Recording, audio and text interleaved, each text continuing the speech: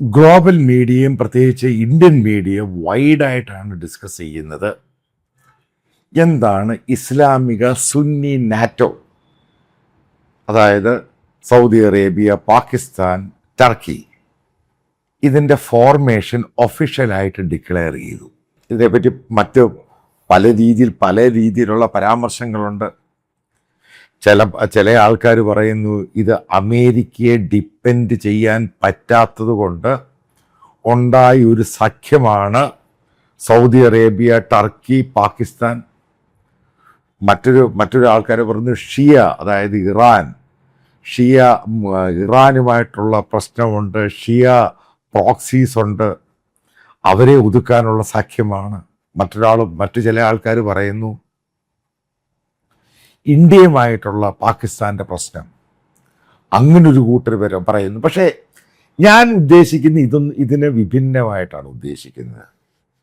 കാരണം ഞാനിത് അനലൈസ് ചെയ്ത് മനസ്സിലാക്കുന്നത്, ഇത് ഇന്നത്തെ ജിയോ പൊളിറ്റിക്കൽ സാഹചര്യത്തിൽ അമേരിക്കൻ അഡ്മിനിസ്ട്രേഷൻ എടുത്ത വലിയൊരു ക്രൂഷ്യൽ ഡിസിഷൻ്റെ ഭാഗമായിട്ട് അവരുടെ സ്ട്രാറ്റജിയാണ് ഈ 3 രാജ്യങ്ങളുമായിട്ട് അലയൻസ് പാർട്ട്നേഴ്സ്.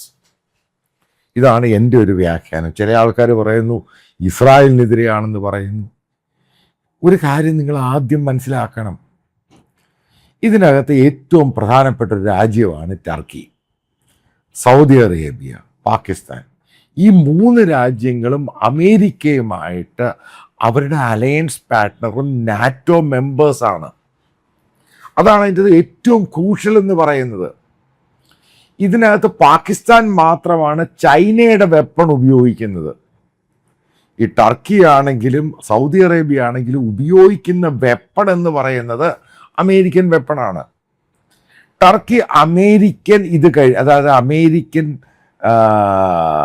ശാസന ഉണ്ടായിരുന്നു. അവർ വാൺ ചെയ്തിരുന്നു, റഷ്യയുടെ കയ്യിൽ നിന്നും S-400 മേടിക്കരുത്, എയർ ഡിഫൻസ് സിസ്റ്റം മേടിക്കരുത്. അപ്പം അതിനെ മറികടന്നുകൊണ്ട് എർദുഗോൻ, അതായത് ഇപ്പോഴത്തെ അവിടുത്തെ പ്രസിഡന്റ്, അയാൾ എന്ത് ചെയ്തു, അമേരിക്കയുടെ നിന്ന് S-400 സിസ്റ്റം മേടിച്ചു. അതോടുകൂടി അമേരിക്കയും ഈ ടർക്കിയുമായിട്ടുള്ള റിലേഷൻഷിപ്പ് മോശമായി ഉണ്ടായ സംഭവമാണ്.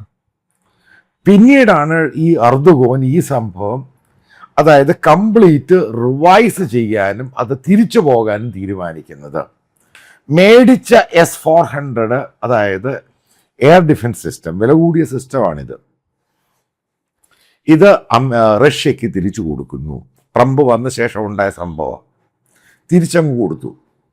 അതായത് അവർ പൂർണ്ണമായിട്ടും ഡിക്ലെയർ ചെയ്തു, അവർ ഇനി മുതൽ ഈ പറയുന്ന റഷ്യൻ സിസ്റ്റം, വെപ്പൺസോ ഇങ്ങനെയുള്ള സാധനങ്ങൾ വാങ്ങില്ല റഷ്യയുടെ കയ്യിൽ നിന്നും. അപ്പോഴാണ് ട്രംപ് പറയുന്നത്, എന്നാൽ നിങ്ങൾക്ക് ഞങ്ങൾ F-35 തരാം. ഇപ്പം F-35 എന്ന് പറഞ്ഞ് ഇപ്പോഴത്തെ പുതിയ മോഡറേറ്റ് വെപ്പൺസ്, അതായത് എയർക്രാഫ്റ്റിന് ഈ ഫൈറ്റർ എയർക്രാഫ്റ്റിനകത്ത് ഇത് ഓൺ ചെയ്യുമ്പോൾ അമേരിക്ക ലോകത്ത് ഏത് രാജ്യത്ത് കൊടുത്താലും ഇത് ഓൺ ചെയ്യുമ്പോൾ, ഇത് ഓപ്പറേറ്റ് ചെയ്യാൻ ഓൺ ചെയ്യുമ്പോൾ അവിടുത്തെ കമ്പ്യൂട്ടറിൽ ഇത് അടിക്കും. അവർക്കറിയാം ഇത് ഫ്ലൈ ചെയ്യാൻ പോവുകയാണ്. അപ്പോൾ അതുകൊണ്ട് ഇവർക്ക് ഈ സിസ്റ്റത്തെ കൺട്രോൾ ചെയ്യാൻ സാധിക്കും. അത് അവിടെ വെച്ച് തന്നെ ഡീറെയിൽ ചെയ്യാൻ, കാരണം സിസ്റ്റം മുഴുവൻ കൊളാപ്സ് ആക്കാൻ സാധിക്കും. അതുകൊണ്ടാണ് അവർ ഇസ്രായേലിൻ്റെ, കാരണം അതിവരെ ഇസ്രായേൽ പറഞ്ഞു അവർക്ക് കൊടുത്തു കഴിഞ്ഞാൽ പ്രശ്നമാണെന്ന്. ഒരു സ്റ്റേറ്റ്മെൻ്റ് എന്ന് മാത്രമേ ഉള്ളൂ.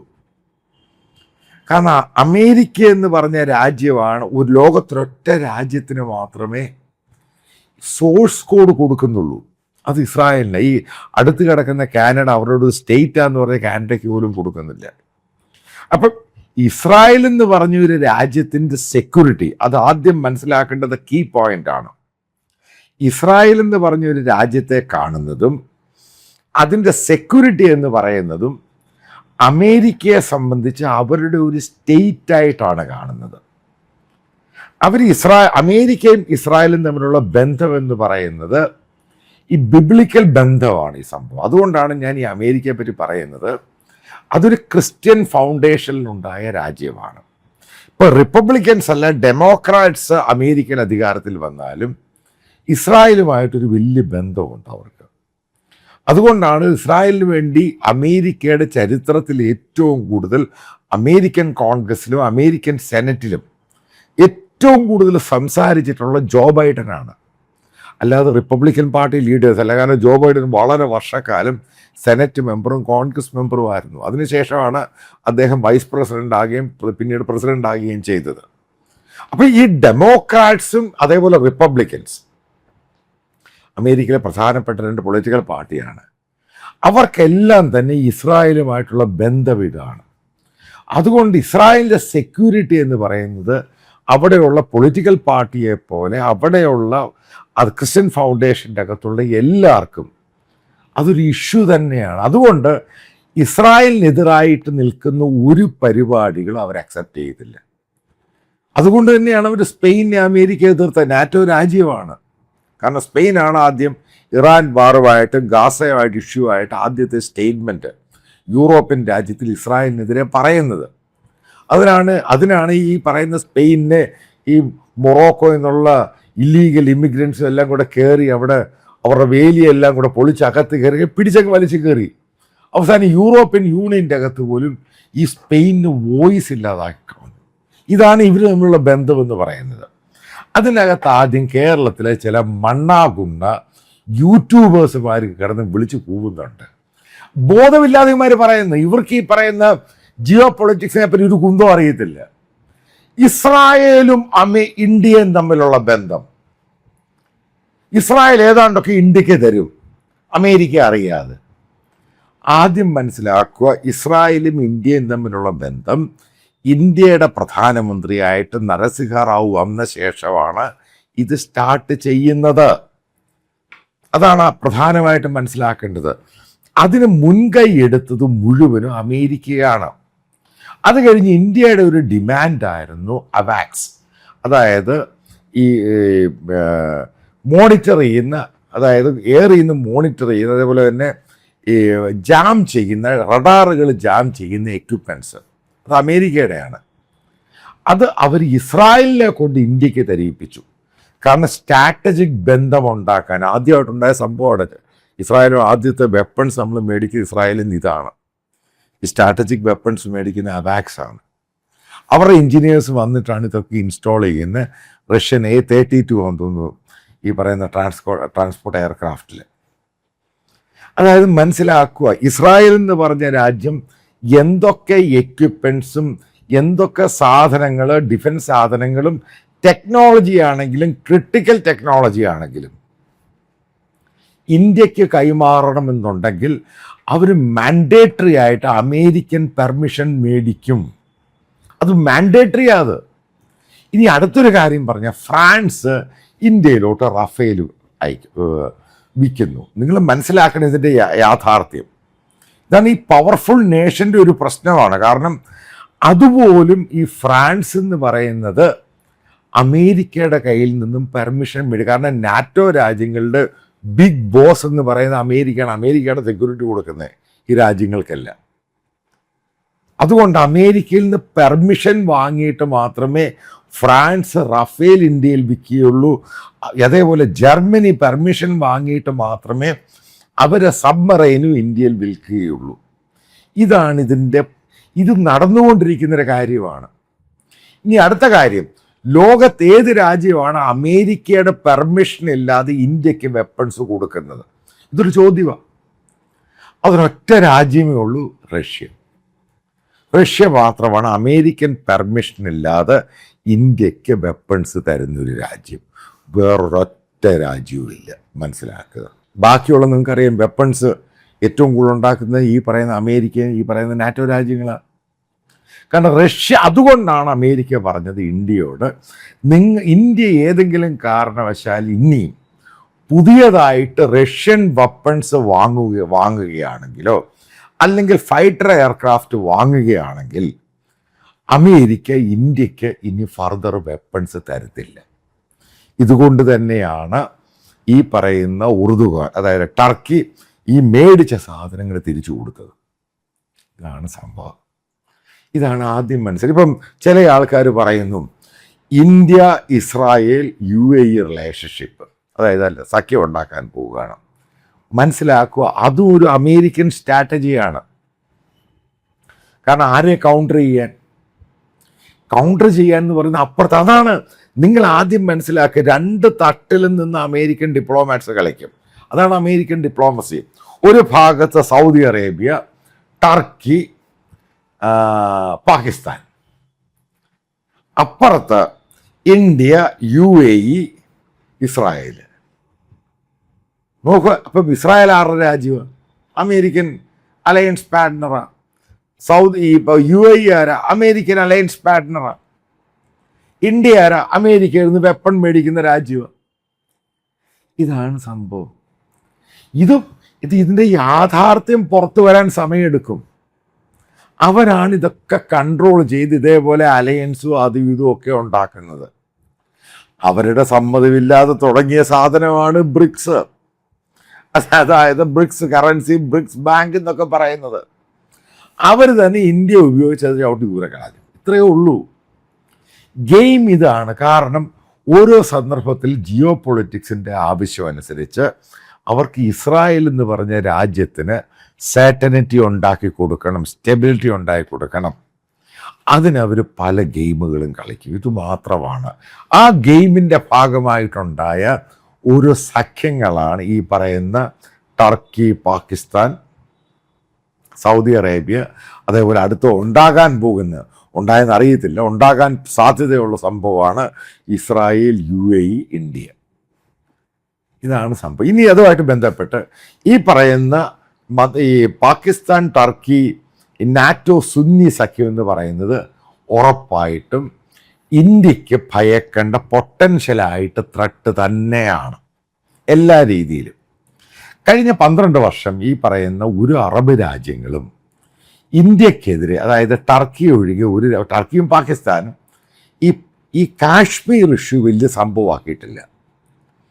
കാരണം പല ഇൻ്റർനാഷണൽ ഫോറങ്ങളിലും ഇന്ത്യ ഇത് കൃത്യമായിട്ട് പാകിസ്ഥാനെ ഐസൊലേറ്റ് ചെയ്യുന്ന സമയത്തും ഈ പറയുന്ന ഇസ്ലാമിക രാജ്യങ്ങൾ, അറബ് രാജ്യങ്ങൾ പ്രത്യേകിച്ച്, അവർ ഇന്ത്യയെ എതിർത്തിട്ടില്ല. പ്രത്യേകിച്ച് സൗദി ആണെങ്കിലും UAE ആണെങ്കിലും മറ്റൊരു രാജ്യങ്ങൾ എതിർത്ത്.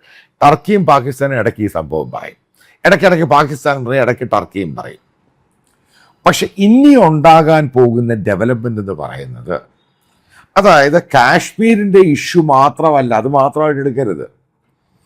ഇന്ത്യയിലുള്ള ഇസ്ലാമിക വിശ്വാസികൾ അവർ പൊട്ടൻഷ്യൽ ത്രെട്ടാന്നുള്ള സംഭവം ഗ്ലോബൽ പ്ലാറ്റ്ഫോമിൽ വരാൻ പോവുകയാണ്. അതിനെ ഉറപ്പായിട്ടും ഈ പറയുന്ന സൗദി അറേബ്യയും ടർക്കിയും പാകിസ്ഥാൻ കൂടെ കുറച്ച് ഇസ്ലാമിക രാജ്യങ്ങളും ചിലപ്പോൾ യൂറോപ്യൻ രാജ്യങ്ങളും ഒന്ന് ചേർന്ന് ഇന്ത്യയെ ഐസൊലേറ്റ് ചെയ്യാനുള്ള പോസിബിലിറ്റി തള്ളിക്കളയരുത്.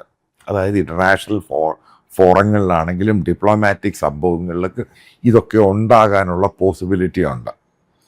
അത് ബേസിക്കലി ഇവിടെയുള്ള RSS സംഘപരിവാറുകാരൻ അറിഞ്ഞിരുന്നാൽ നന്ന്. കാരണം അങ്ങനെ വന്നു കഴിയുമ്പോൾ ഗ്ലോബലായിട്ട് വർക്ക് ചെയ്യുന്ന ഇന്ത്യക്കാർ, പ്രത്യേകിച്ച് ഹിന്ദു കമ്മ്യൂണിറ്റിയിലുള്ളവരെ ഇത് ബാധിക്കാൻ പോവുകയാണ്. ഈ ഹിന്ദു കമ്മ്യൂണിറ്റിയെ മാത്രമല്ല ബാധിക്കുന്നത്, അത് ഇന്ത്യക്കാരെയും ബാധിക്കും. കാരണം ഗ്ലോബലായിട്ട് ഇപ്പോൾ സംഭവങ്ങൾ വളരെ സോഷ്യൽ മീഡിയയിൽ കൂടെ വളരെ ഫാസ്റ്റായിട്ടാണ് പോകുന്നത്.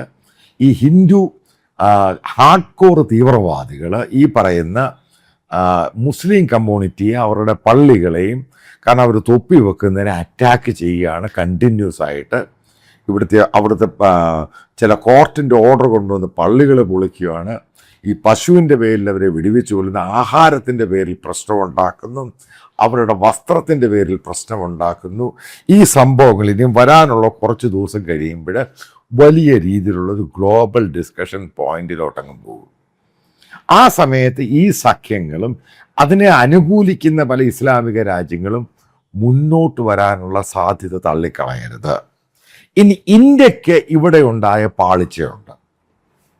കഴിഞ്ഞ 1.5 വർഷമായിട്ട് നമ്മൾ നോക്കുകയാണെങ്കിൽ പാകിസ്ഥാനും അമേരിക്കയും കഴിഞ്ഞ 20 വർഷമായിട്ട് അകന്ന് നിൽക്കുകയായിരുന്നു. അത് മോദിയുടെ മാത്രമൊന്നുമല്ല, ഈ പറയുന്ന ലിബറലൈസേഷന് ശേഷം അമേരിക്ക ഇഷ്ടം പോലെ ഇൻവെസ്റ്റ്മെൻറ്റ് ഇന്ത്യയിൽ ചെയ്തു. IT ആയിട്ടും മറ്റുള്ള ഗ്ലോബലായിട്ടുള്ള ഇൻവെസ്റ്റ്മെൻറ്റ് ഇന്ത്യയിൽ ഏറ്റവും കൂടുതൽ വന്നു. അപ്പോൾ അമേരിക്കയുടെ ഒരു എക്കോണമിക് പ്ലാറ്റ്ഫോമായിട്ട് ഇന്ത്യ അങ്ങ് മാറി. അപ്പം അതിനകത്ത് ഈ ഗ്ലോബൽ ടെററിസവുമായിട്ടും ഇന്ത്യയിലെ ബോംബ് സ്ഫോടനവുമായിട്ട് ബന്ധപ്പെട്ട് പാകിസ്ഥാനെ ഐസൊലേറ്റ് ചെയ്യാൻ നമ്മളെ കൊണ്ട് സാധിച്ചു. അതിൻ്റെ പേരിലാണ്, അമേരിക്കയുമായിട്ട് അകന്നതിൻ്റെ പേരിലാണ് പാകിസ്ഥാൻ ചൈനയുമായിട്ട് അങ്ങ് അടുത്തത്. ഇതൊക്കെ ഉണ്ടാകും, ഇതിൻ്റെ അകത്ത് ബൈ പ്രോഡക്റ്റാണ് ഈ സംഭവം. അപ്പോൾ ഈ ചൈനീസ് വെപ്പൺസും ചൈനയുടെ സഹായവുമാണ് ഇവർക്ക് കിട്ടിക്കൊണ്ടിരുന്നത്. പക്ഷെ ചൈനീസ് എക്കോണമി മോശമായതിൻ്റെ പേരിലാണ്, നിങ്ങൾക്ക് ഓർമ്മയുണ്ടായിരിക്കും, ഇറാൻ്റെ പ്രസിഡന്റ് പശഷ്കാൻ അദ്ദേഹം പറഞ്ഞു പഴയ പോലെ ഇനിയും ചൈന ഈ ഇറാനിൽ ഇൻവെസ്റ്റ് ചെയ്യത്തില്ല. അതേപോലെ തന്നെ പാകിസ്ഥാനും പറഞ്ഞു. കാരണം പാകിസ്ഥാന് ഈ ക്രൂഡ് മേടിക്കാൻ പണത്തിൻ്റെ ആവശ്യമുള്ള സമയത്ത് ചൈന അത് നിരാകരിച്ചു. ഈ സന്ദർഭത്തിലാണ്, അതാണ് ഞാൻ പറയുന്നത്, മോദിയുടെ ഏറ്റവും വലിയ ബ്ലണ്ടറാണ് ഈ ഓപ്പറേഷൻ സിന്ദൂർ എന്ന് പറയുന്നത്. ഡിപ്ലോമാറ്റിക് ബ്ലണ്ടറാണ് ഈ സംഭവം. ഇതോടുകൂടി പാകിസ്ഥാൻ്റെ ആർമി ചീഫ് മനസ്സിലാക്കുക, ഇന്ത്യയുടെ ആർമി ചീഫിനും ഇന്ത്യയുടെ ഈ പറയുന്ന കമ്പൈൻഡ് ഡിഫൻസ് ചീഫിനൊന്നും അമേരിക്കൻ പ്രസിഡന്റിൻ്റെ വൈറ്റ് ഹൗസിൻ്റെ അകത്ത് ഡിന്നറോ ലഞ്ചോ ഇന്ന് വരെ എൻ്റെ അറിവിൽ കൊടുത്തിട്ടില്ല. പക്ഷെ ആദ്യമായിട്ട് ട്രംപ് ഈ പറയുന്ന അസിം മുനീറിനെ വിളിച്ച് ലഞ്ചും ഡിന്നറും കൊടുക്കുന്നു. സെൻട്രൽ കമാൻഡിൻ്റെ ഹെഡ് 4-സ്റ്റാർ ജനറലായ മൈക്കിൾ കുരീല, അയാൾ റിട്ടയർമെൻറ്റ് സെൻഡ് ഓഫിനകത്ത് ചീഫ് ഗസ്റ്റായിട്ട് വിളിക്കുന്നത് അസിം മുനീറിനെ കൊണ്ടാണ് പ്രസംഗിപ്പിച്ചത്. ആ ചേഞ്ചാണ് നമ്മുടെ ഡിപ്ലോമാറ്റിക് ബ്ലണ്ടറിൽ നമ്മുടെ അതാണ് പറഞ്ഞ മോദിയുടെ ചില കാര്യങ്ങളിനകത്ത് അയാൾക്ക് ദീർഘവീക്ഷണമില്ലാതെ ഉണ്ടാക്കിയെടുത്ത സംഭവം. അവിടെ ഗസ്റ്റായിട്ട് പോകുന്നു. ഞാൻ അറിഞ്ഞിടത്തോളം, പല റിപ്പബ്ലിക്കൻ പാർട്ടിയുടെ ആൾക്കാർ അറിഞ്ഞിടത്തോളം, ചില ജേർണലിസ്റ്റുകൾ അമേരിക്കയിൽ വർക്ക് ചെയ്യുന്ന അവിടുത്തെ ഒറിജിനായിട്ട് അവർ പറഞ്ഞിടത്തോളം ഈ പറയുന്ന പ്രസിഡന്റ് ട്രംപും അസിം മുനീറുമായിട്ട് ഭയങ്കര ബന്ധമായി, നല്ല ബന്ധമായി. ഇനിയും നമ്മൾ മനസ്സിലാക്കുക, വരാൻ പോകുന്ന 10, 20, 30 കൊല്ലം ഈ പാകിസ്ഥാനുമായിട്ട് അമേരിക്ക വലിയ രീതിയിലുള്ള ബന്ധം തന്നെ മുന്നോട്ട് പോകും. അതുകൊണ്ടാണ് അമേരിക്കൻ അഡ്മിനിസ്ട്രേഷൻ പാകിസ്ഥാനി ഡിഫൻസുമായിട്ടും അതിൻ്റെ സീനിയർ ഒഫീഷ്യൽസുമായിട്ടും അവരുടെ പിള്ളേർക്ക് അവിടെ പഠിക്കാനും ബിസിനസ് നടത്താനൊക്കെ അവകാശം കൊടുത്തു. കാരണം അത് വെൽ കണക്റ്റഡ് ആയിട്ടങ്ങ് പോകും. അതായത് മോദിയുടെ ഒരു നമ്പരും ഈ പാകിസ്ഥാനും അമേരിക്ക റിലേഷൻഷിപ്പിനെ വിള്ളലുണ്ടാക്കാൻ പറ്റത്തില്ല. അതാണ് ഞാൻ നേരത്തെ ഒരു വീഡിയോയിൽ പറഞ്ഞത്. അമേരിക്കയ്ക്ക് കൺസേൺഡ് ആയിരുന്നു പാകിസ്ഥാനിലുള്ള ക്രിസ്ത്യൻസിനെ, അവിടെ ഹാർഡ് കോർ മുസ്ലിംസ് അറ്റാക്ക് ചെയ്യുന്നത്, അതിനും അവിടെ സൊല്യൂഷൻ ഉണ്ടാക്കി കൊടുത്തു. അതാണ് പ്രൊആക്റ്റീവായിട്ട് പാകിസ്ഥാൻ മൂവ് ചെയ്ത് കഴിഞ്ഞപ്പോൾ ട്രംപ്, അതായത് അമേരിക്ക ഏകദേശം $20 ബില്യൺ പാകിസ്ഥാന് കടം കൊടുക്കാൻ പോവുകയാണ്. വേൾഡ് ബാങ്കിൻ്റെ IMFൻ്റെ ലോൺ കൊടുക്കാൻ പോവുകയാണ്. അതിനൊന്നും യാതൊരു കുറവുണ്ടാവത്തില്ല. ഇതേപോലെ തന്നെ ഈ പറയുന്ന സൗദി അറേബ്യയും മറ്റുള്ള അറബ് രാജ്യങ്ങളോടും പറഞ്ഞിട്ടുണ്ട്, പാകിസ്ഥാന് ക്രൂഡിൻ്റെ ഡെഫിഷ്യൻസി ഉണ്ടാവരുത്, അത് കൊടുത്തുകൊണ്ടിരിക്കണം. അമേരിക്ക പറഞ്ഞാൽ ഈ രാജ്യങ്ങളെല്ലാം കൊടുക്കും, എത്ര ക്രെഡിറ്റും എത്ര കടമാണെങ്കിലും കൊടുക്കും. അത് സത്യമാണ് ഈ സംഭവം. ഇവിടെയാണ് പാകിസ്ഥാൻ്റെ അവരുടെ എക്കോണമിക് ക്രൈസിസിൽ നിന്നും അവർ മുന്നോട്ട് വരികയാണ്. അതിന് വഴി വെച്ച് കൊടുത്തത് നമ്മുടെ മഹാഗുരു എന്ന് പറയുന്ന, വിശ്വഗുരു എന്ന് പറഞ്ഞ മോദി കാണിച്ച ഏറ്റവും വലിയ ബ്ലണ്ടറാണ്. അതാണ് ഈ ബ്ലണ്ടർ എന്ന് പറയുന്നത്. അതിനകത്ത് പാകിസ്ഥാൻ വെൽ അഡ്വാൻറ്റേജ് എടുത്തു. അത് കൃത്യമായിട്ട് അമേരിക്കയുമായിട്ട് റിലേഷൻഷിപ്പ് വളരെ ദൃഢമായിട്ടങ്ങ് മാറി. ഇതാണ് ഇന്ത്യ പഠിച്ച ഏറ്റവും വലിയ കാരണം. പാകിസ്ഥാൻ റിലേഷൻഷിപ്പ് ചൈനയുമായിട്ടും നല്ലതാണ്, അമേരിക്കയായിട്ട് നല്ലതാണ്, മറ്റുള്ള യൂറോപ്യൻ രാജ്യങ്ങളുമായിട്ട് നല്ല ബന്ധത്തിലോട്ടങ്ങ് പോയി. ആരാണ് ഇവിടെ പുറകിൽ പോയത്? സാക്ഷാൽ വിശ്വഗുരുവിൻ്റെ നമ്മുടെ ഇന്ത്യ നമ്മൾ പുറകിലോട്ട് പോയി. ഇതാണ് സംഭവം. അപ്പം ഇതിനകത്ത് ഈ പറയുന്ന സ്ട്രാറ്റജിക് സംഭവങ്ങളല്ല, അതായത് ഈ പറയുന്ന ഈ സുന്നി നാറ്റോ ആണെങ്കിലും വരാൻ പോകുന്ന ഇസ്രായേൽ, ഇന്ത്യ, UAE ആണ്, ഇതൊക്കെ അമേരിക്കൻ പ്ലാനുകളും സ്ട്രാറ്റജികളിലും ഉണ്ടാകുന്ന സംഭവം തന്നെയാണ്. അതിൻ്റെ കൺട്രോൾ എന്ന് പറഞ്ഞാൽ അവരുടെ കയ്യിൽ തന്നെയാണ്. ഇത് ഓരോ സന്ദർഭത്തിനനുസരിച്ചുണ്ടാകുന്ന ഓരോ സംഭവങ്ങളെന്നല്ലാതെ ഇതിനകത്ത് പൊട്ടൻഷ്യലി ഒരു ത്രെട്ട് ഉണ്ടാകാൻ പോകുന്നത് ഉറപ്പായിട്ടും ഗ്ലോബലി, അതായത് ജിയോ പൊളിറ്റിക്സിൽ ഇന്ത്യയുടെ ഇമേജ് മാത്രമല്ല, ഇന്ത്യക്ക് പൊട്ടൻഷ്യൽ ത്രെട്ട് ഉണ്ടാകുമെന്ന കാര്യത്തിൽ യാതൊരു സംശയവുമില്ല. കാരണം ഇസ്ലാമിക രാജ്യങ്ങൾ ചിലപ്പോൾ ഇന്ത്യക്കെതിരെ തിരിയാനുള്ള സാധ്യത വളരെ കൂടുതലാണ്.